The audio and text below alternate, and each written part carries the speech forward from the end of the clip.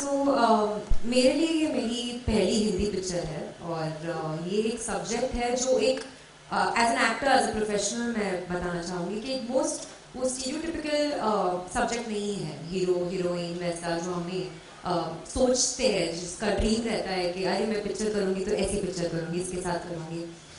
मगर लाइफ में ऐसे मौके बहुत कम मिलते हैं जहाँ ये आपसे भी एक बड़ी चीज़ है। ऐसा मौका है कि ये जो स्टोरी है वो हम चारों या जितने भी कास्ट मेंबर हैं उनके थ्रू हर एक लड़की को पहुंचे जो शायद इस चीज़ से गुजर रही है या गुजर चुकी हो, और उसकी अगर मदद हो सके एक भी लड़की की तो ये हमारे लिए बहुत बहुत बड़ी जीत है। सेकेंडली, मैं कल अपनी नानी के साथ ये पिक्चर देखने गई थी और मेरी नानी गुजराती है, ज़्यादा हिंदी समझती नहीं है।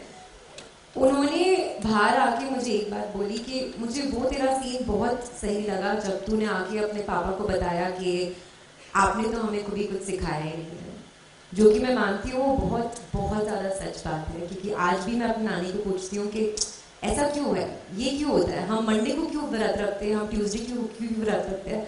वो बोलती है बस ऐसा ही है, मेरे टाइम से उनके पापा दादा सबके टाइम से यही चला जा रहा है। तो हमें ज़्यादा नॉलेज नहीं है, जो कि इस पिक्चर से मुझे रियलाइज हुआ है। और एक चीज़, एक मुस्लिम लेडी आई थी कल मेरे पास, पिक्चर देखने आई थी, और आगे उन्होंने मेरा हाथ शेक किया, मुझे बहुत टाइट हग किया और मुझे बोला थैंक यू कि आपने ये पिक्चर दिखाई है। क्योंकि ये पिक्चर इस्लाम को गलत नहीं बता रहा है, बट ये बता रहा है कि कुछ लोग इस्लाम को यूज़ करके उसका कितना गलत फ़ायदा उठा रहे हैं टेररिज्म के लिए। और मैं मानती हूँ कि टेररिज्म का कोई भी रिलीजन नहीं होता है। yes. एक चीज़ और ऐड करना चाहूँगी मैं, कन्वर्जन्स के बारे में हम लोग बार बार बात कर रहे हैं। ऐसा नहीं है कि हम किसी कम्युनिटी को टारगेट कर रहे हैं, लेकिन मेरा आप सबसे क्वेश्चन है, हम कन्वर्जन अगर करते हैं हिंदू में या सिख में या क्रिश्चियनिटी में, पॉइंट कन्वर्जन का नहीं है। ऐसा कहाँ होता है कि ISIS और टेररिज्म का पार्ट बन जाए, ऐसा कभी भी नहीं होता और किसी कन्वर्जन में। क्योंकि इस फिल्म के ड्यूरेशन में of course like I said आपको भी अपना थोड़ा रिसर्च करना पड़ता है। I was researching, conversion Hinduism में भी बहुत हुए हैं केरला में, लेकिन पॉइंट वहाँ पे आ रहा है कि कन्वर्ट करके आप किसी टेररिस्ट ग्रुप का पार्ट बना रहे हो, ISIS का पार्ट बना रहे हो, that is where they are wrong I feel.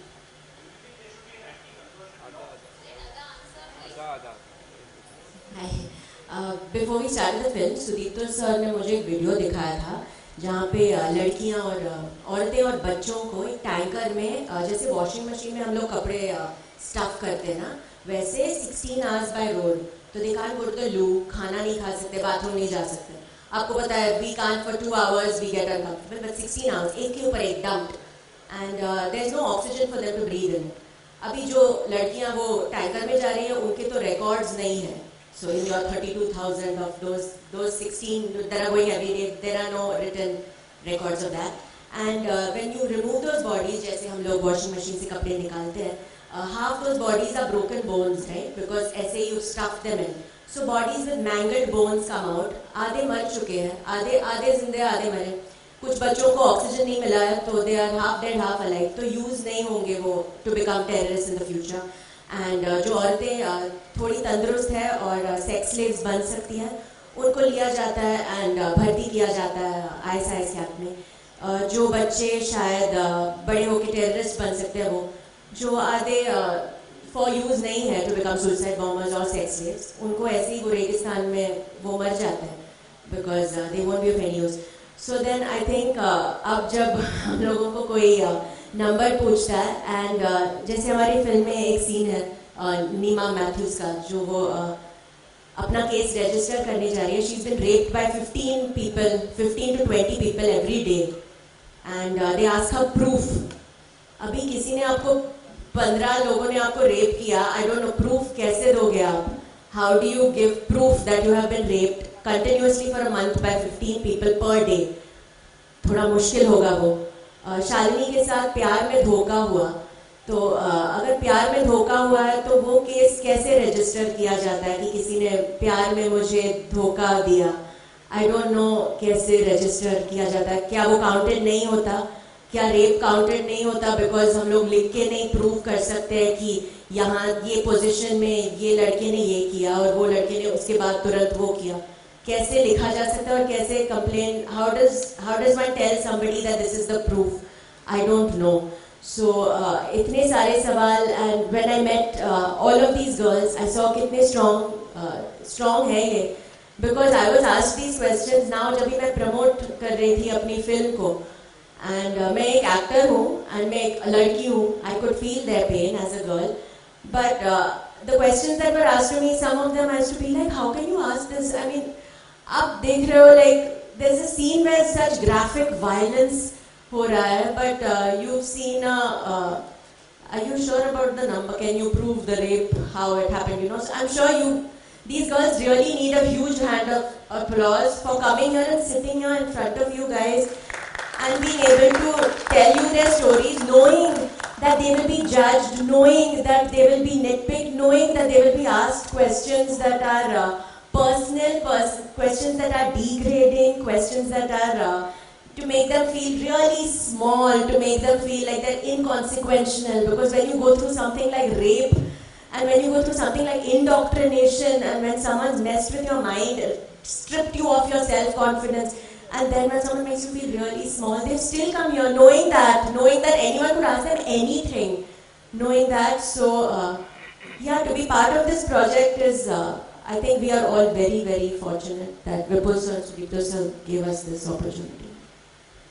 Okay, ladies and gentlemen, we've had the ladies speak. It's a film about ladies. I think on that wonderful note, wonderful because the story is with us. It's so powerful.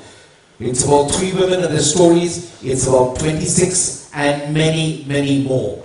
So this story must remain with us. I'll just ask Vipul ji to say just a few closing remarks before we bring this down.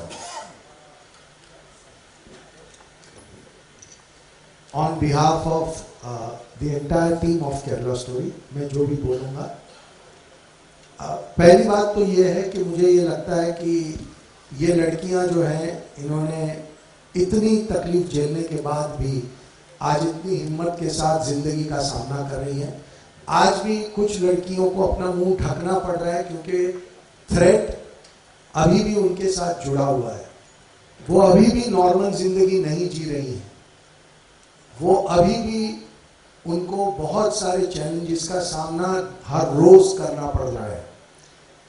तो हम इस film को लेके अगर हम पे सवाल उठाने, कोई बात नहीं, इट डजंट मैटर, पर इन लड़कियों के पेन को हम हर जगह ले जाएं.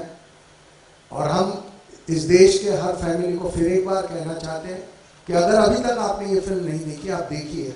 पायरेटेड कॉपी देख के खुश मत हो जाइए, थिएटर में जाके देखिए. इन लड़कियों के लिए इतना तो हम पूरा देश मिलके कर ही सकता है.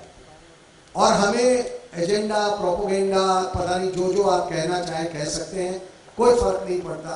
हमें पता है कि हमने कितनी ईमानदारी और कितनी सच्चाई से ये फिल्म बनाई है, और हम उसी सच्चाई के साथ आज इन लड़कियों के साथ खड़े हैं. मुझे लगता है फिर कोई खड़ा होकर बोलेगा ये भी हमारा एक प्रोपोगेंडा था to create some kind of emotional sympathy. So most welcome. जिसको जो लिखना है वो लिख सकते हैं, जिन्हें ऐसा लगता है वो भी लिख सकते हैं. लेकिन जिन्हें इन लड़कियों का पेन रियलाइज होता है, मुझे लगता है आप सब में से बहुत सारे लोगों के दिलों को इन लड़कियों की बातों ने छुआ है. तो इनके कॉज को बड़ा बताइए.